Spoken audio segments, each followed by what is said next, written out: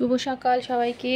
শীত পড়ে গেছে, আজকে আবার ঠান্ডা পড়ে গেছে। এত বৃষ্টি হলো দুদিন ধরে, তো আবার ঠান্ডা পড়ছে। বাবা, আমার ঘরে জানলাটা দিয়ে রোদ আসে, তো ভালোই লাগছে রোদের মধ্যে। দাঁড়াও, এখান দিয়ে ভালো তোলা যাবে। ওই যে আমার মেয়ে এবার পড়তে বসবে, আর আমি এখন যাব রান্নাঘরে রান্না করতে। সব কেটে কুটে জোগাড় করে রেখে এসেছি, কেন আজকে মেয়ের স্কুলে মিটিং আছে, তাড়াতাড়ি বেরোতে হবে, সেজন্য।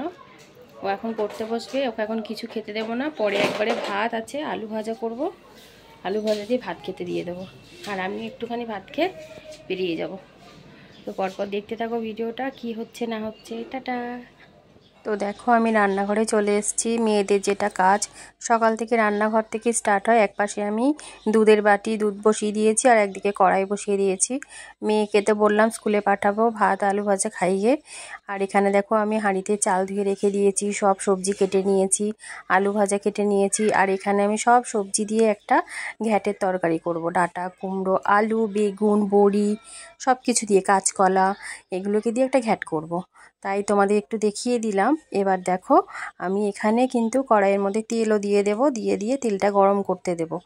আর আমি তোমাদের রান্নাঘরটা একটু ঘুরিয়ে দেখাচ্ছি, কারণ আজকে আমি প্রথম ডেলি ব্লগের ভিডিও ইউটিউবে ছাড়ি, মাঝে মধ্যে ছোট ছোট, কিন্তু এত বড় লং ভিডিও দিই না। তো আজকে ভাবলাম তোমাদের একটু লং ভিডিও দিই।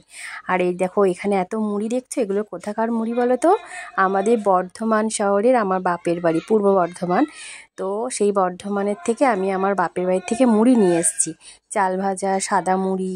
তো এখানে ঢেলে রেখেছিলাম, সেগুলোই তোমাদের একটু দেখালাম।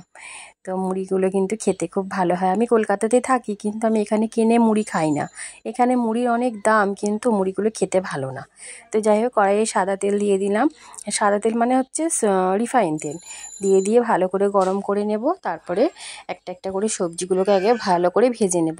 সব সবজি একসাথে দিয়ে রান্না করি না, কারণ আমার বর না খেতে চায় না, বলে সবজির একটা কাঁচা গন্ধ ছাড়ে, তুমি একটা একটা করে ভালো করে ভেজে নিয়ে তারপরে রান্না করবে। তো আমিও সেটাই চেষ্টা করি, যে যেটা খেতে ভালোবাসে, তো সেটা করাই চেষ্টা করি। দেখো, এখানে আমি নতুন আলু আর হচ্ছে মিষ্টির আলু, এই দুটো আলু একসাথে ভেজে নিচ্ছি।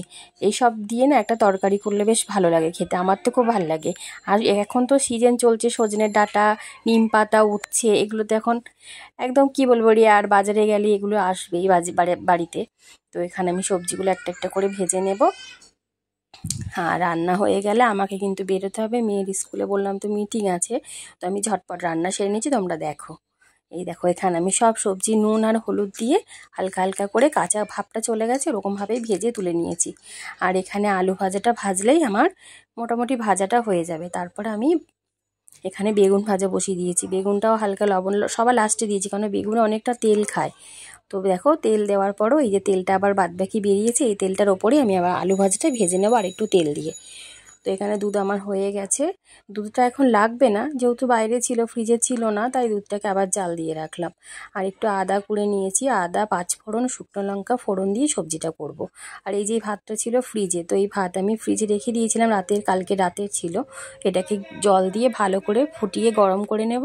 আর এই যে আলু ভাজাটা করেছি, এটা দিয়ে মেয়েকে কাঁচা পেঁয়াজ দিয়ে ভাত দিয়ে দেবো। ও খুব ভালো খায় এই খাবারটা, ও কাঁচা পেঁয়াজ খেতে খুব পছন্দ করে। তো দেখো, আমার মুখটা এখানে দেখা গেল না, যাই হোক। এবার পেঁয়াজ কিন্তু আমার আলু ভাজার মধ্যেও দেওয়া ছিল। তো যাই হোক, হয়ে গেছে। মেয়েকে এবার একটু পরে দেবো, তার মধ্যে আমি যে হাতে সময় আছে, তাহলে আমি ঝটপট করে তরকারিটা বসিয়ে দিই। তো এখানে আমি ফোড়ন দিয়েছি, তেজপাতা, শুকনো লঙ্কা, পাঁচ ফোড়ন আর আদা, আর দিয়েছি কলাইয়ের ডালের বড়ি ভেজে। তো একসাথে ভালো করে মশলাটাকে কষিয়ে নিয়ে সব সবজিগুলোকে ঢেলে দিলাম, দিয়ে ভালো করে নাড়াচাড়া করবো। একটু কিন্তু সামান্য মিষ্টি দিতে হবে, নাহলে কিন্তু এই পাঁচ তরকারি স্বাদ আসবে না। তো সব কিছু দিয়ে ভালো করে আমার তরকারিটা আমি রেডি করে নামিয়ে নিয়েছি। এদিকে আমি আবার মেয়েকে খেতেও দিয়ে দিয়েছি, কারণ 9:30 বেজে গেছে, ও স্কুলে যাবো, স্নান করা হয়ে গেছে। তোকে আমি প্রতিদিন মাথায় জল দিই না, কারণ ওকে তো স্কুলে যেতে হয় চুল বেঁধে, সেই জন্য আমি জলটা দিই না মাথাতে। তো গাটা ধুয়ে দিয়েছি, হয়ে গেছে। ও খেতে বসে পড়েছে, ওর খাওয়া হয়ে গেলে ওকে রেডি করাবো। এখানে আমার রান্না সব কমপ্লিট, দেখতে পাচ্ছ। মাছের ঝালটা শুধু করা বাকি আছে, মাছগুলো ভেজে রাখা আছে, আর তরকারি হয়ে গেছে। আর ওই যে ঝুড়ির তলায় দেখলে, নীল ঝুড়ির তলায়, ওটা হচ্ছে কালকের বাসি মাছের ঝোল। তো ওটা আমি খেয়ে নেবো। আর আমার সকালে জলখাবার হচ্ছে এই যে চাল ভাজা, মুড়ি, হলুদ, আর হচ্ছে একটু আলু ভাজা নেবো আর লিকার চা। এটা দিয়ে আমি সকালে জলখাবারটা করে নেবো। আমার খুব খিদেও পেয়েছিল, মেয়েকে এদিকে ভাত দিয়েছি, আর আমি এদিকে প্রথমে বললাম আমি একটু ভাত খেয়েছি, বেরিয়ে যাব, কিন্তু ভাতটা না খেলাম না। কেন বলো তো, ভাত যদি সকালে খেয়ে নিই না, দুপুরবেলা ভাত খেতে ইচ্ছা করবে না। তো এখানে মেয়েকে বললাম দিয়ে হাতটা জল দিয়ে এঁঠো হয়ে গেছে, তো মেয়ে আবার খেতে খেতে একটু হাতে জল দিল, দিয়ে এই যে দেখো একটুখানি শান্তি করে বসে একদিকে মেয়ে খাচ্ছে আমিও খাচ্ছি। মেয়ে বলছে মা তোমাকে দেখা যাচ্ছে না, যে থাক এইটুকুই ঠিক আছে।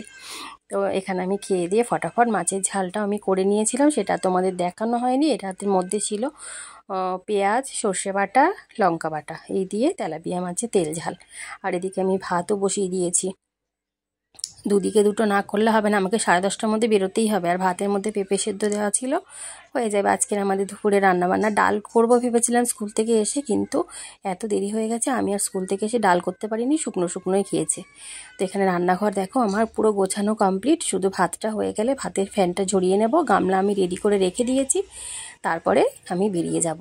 আমার সব রান্নাঘর সাজানো গোছানো কমপ্লিট। এটা আমার একটা ছোট্ট রান্নাঘর, একদিন তোমাদের দেখাবো কেমন আমার রান্নাঘরটা সাজিয়ে গুছিয়ে রাখি। তো যাই হোক, এটা আমার রান্নাঘর। এবার আমি বেরিয়ে যাব ভাতটা হয়ে গেলে। তো তোমাদের একটু ঘুরিয়ে ঘুরিয়ে দেখালাম, কেমন লাগছে তোমরা কিন্তু কমেন্ট করে বলবে। বোতলে জল ভরা হয়ে গেছে, এখানে আমার দুধ সব রাখা রয়েছে, জায়গার জিনিস জায়গায় পৌঁছে দিয়েছি। আর পাশে যে জানলাটা দিয়ে রান্নাঘরটা দেখলে ওটা আমার শাশুড়ি মায়ের। এই যে ভাত এখানে ফুটে গেছে, ভাত হচ্ছে, আর একটুখানি ফুট দিলেই হয়ে যাবে। তো আমি ভাবলাম আমাকেও একটু দেখিয়ে দিই, দেখো আমার অবস্থাটা কি, গরম পড়ে গেছে তো। 1টা পর্যন্ত যদি মিটিং।